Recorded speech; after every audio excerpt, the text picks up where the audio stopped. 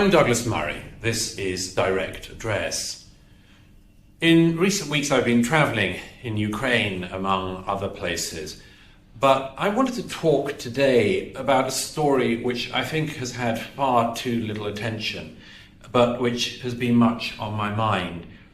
That is the situation of the persecuted Christian churches, particularly in the Middle East and in Africa. In recent weeks, in one incident alone in Congo, 70 Christians were abducted and beheaded by Islamist militia. That's just on one occasion. In more recent days, in Syria, the ancient Christian churches of that country have once again been under attack. It turns out that the Islamists who now run Syria aren't that great or greatly concerned about protecting Christian minorities, and who could have seen that coming? But the real question about all this, which I hear from many people, including many readers, is why is there so little attention to this? Why is there so little news or reaction to atrocities like those I just described? And it's a good question, but it's one to which I think there is a rather obvious answer. You might not have noticed, but there actually isn't an Archbishop of Canterbury at the moment. It's quite an easy thing not to notice that. But if you do go to the ongoing social media threads of Lambeth Palace and so on, you'll find the usual pabulum. You'll find a lot of interfaith stuff. You'll find a bit of green stuff thrown in, of course. But next to nothing about the persecuted Christians of Syria, of Congo, and elsewhere. It's a very strange thing to my mind. It's an odd thing to skip.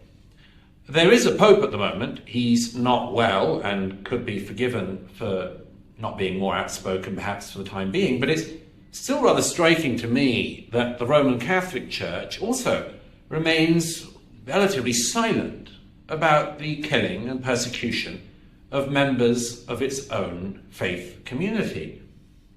People say, well, how could this be? And I think in actual fact there's a very straightforward reason, which is worth lingering on. That's that they're scared. They're very scared. And arguably they have some right to be. The Christian church has a long memory, but you don't have to have an especially long memory to go back to 2006. That's when the then Pope, Benedict XVI, gave his famous Regensburg address. That address was a remarkable piece of work. Benedict, among other things, talked about the intersection of faith and reason. He talked about many things of great depth, but in the course of his remarks, he just quoted, a 14th century Byzantine emperor who said something disobliging about the way in which Islam had been spread as a religion from the beginning, noting, by the way, that Islam had very often been spread by the sword. Pope Benedict made it clear that he wasn't in any way endorsing the comments that he was quoting, but the reaction suggested that, in fact, the quotation from the 14th century Byzantine emperor wasn't that far off. As usual, it seemed that people around the world who were offended by the Pope citing this Byzantine emperor were doing that usual thing of saying, you've got to say my religion is peaceful, otherwise I might kill you.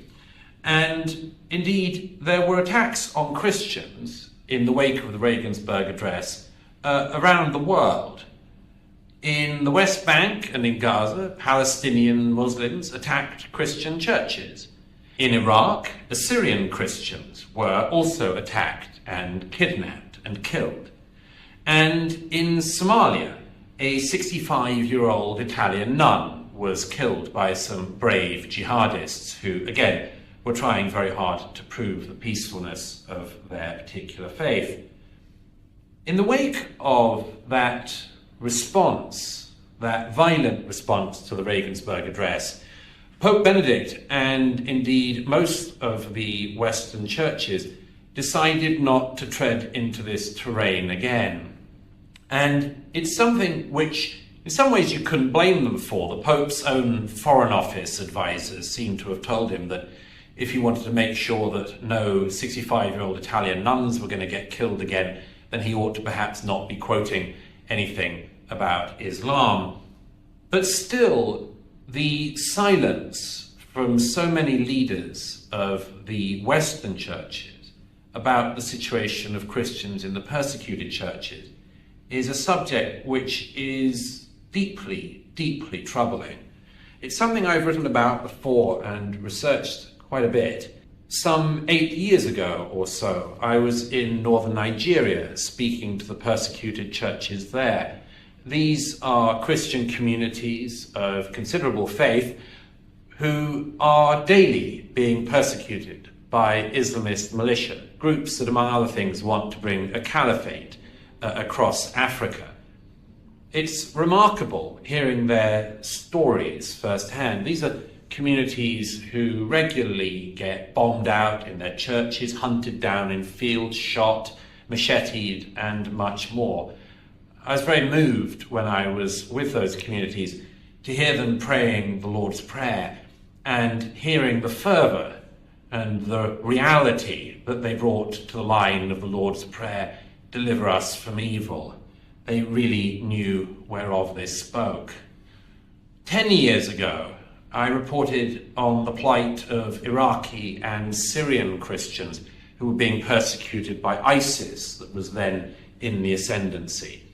I remember speaking to one woman from the area who had managed to escape to the West, and she said to me that she thought the only way that the Christian churches could survive would be for them to move from Iraq and Syria and gain sanctuary in the West. I remember saying to her, "Don't you think that's going to speed up the process of the end of these churches?" And she looked me in the eye and said to me, "It's the end anyway." That's always stuck with me because, of course, if it was the case that the ancient churches of Iraq, Syria, and elsewhere were chased out, then you have to ask where they'd be chased out from next and what would happen to the countries that they left behind.